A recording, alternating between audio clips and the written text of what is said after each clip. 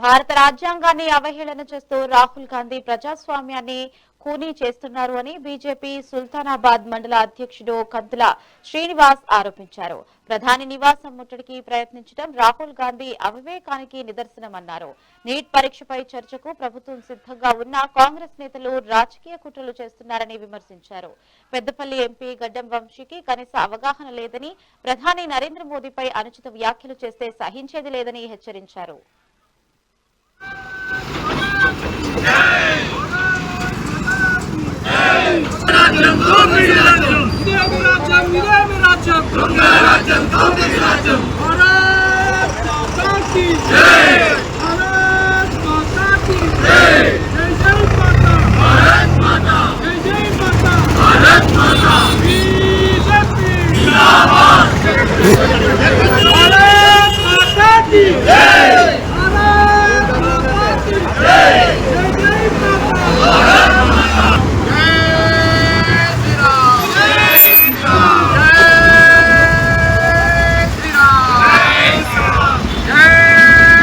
లోపల కాంగ్రెస్ పార్టీ ఏదైతే నీటు అక్రమాల గురించి చేపట్టిన ధర్నా లోపల కాంగ్రెస్ పార్టీ అగ్రనాయకుడు రాహుల్ గాంధీ మరి ప్రధానమంత్రి నరేంద్ర మోడీ గారి నివాసంపై ముట్టడికి మరి దేశ విద్రోహ శక్తులను, సంఘ విద్రోహ శక్తులను, మరి ఫారెన్ స్టార్లను, మరి దేశాన్ని ప్రేమించిన వాళ్ళని అందరినీ కూడా తీసుకొని పోయి ప్రధానమంత్రి గారి భద్రతకు భంగం వాటించే విధంగా ప్రయత్నించడం జరిగింది.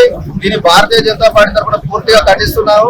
మరి ఏదైతే రాహుల్ గాంధీ మరి ఎప్పుడు యువ నాయకుడు అని చెప్పుకునే రాహుల్ గాంధీ వృద్ధాప్య పెన్షన్ కు అర్హుడైనటువంటి రాహుల్ గాంధీ ఇప్పటికి కూడా యువ నాయకుడిగా చెప్పుకుంటూ మరి విదేశీ శక్తులతో చేతులు కలిపి ఈ దేశ ప్రతిష్టను మరి విశ్వగురువుగా నరేంద్ర మోడీ గారు ఏదైతే భారతదేశాన్ని ప్రపంచ పటంలో కీర్తి పటంలో ఉంచడానికి సిద్ధంగా ఉన్నారో మరి భారతదేశానికి వచ్చే ప్రతిభను మోడీ గారికి వచ్చే ఇమేజ్ ను తట్టుకోలేక ఒక బొత్తికల పార్టీతో కలిపి దేశంలో మరి శాంతి భద్రతలో విఘాతం కల్పించి దేశ రాజధాని నడిపోతున్న మరి శాంతి భద్రతలో విఘాతం కలిగించే విధంగా ప్రయత్నం జరుగుతుంది.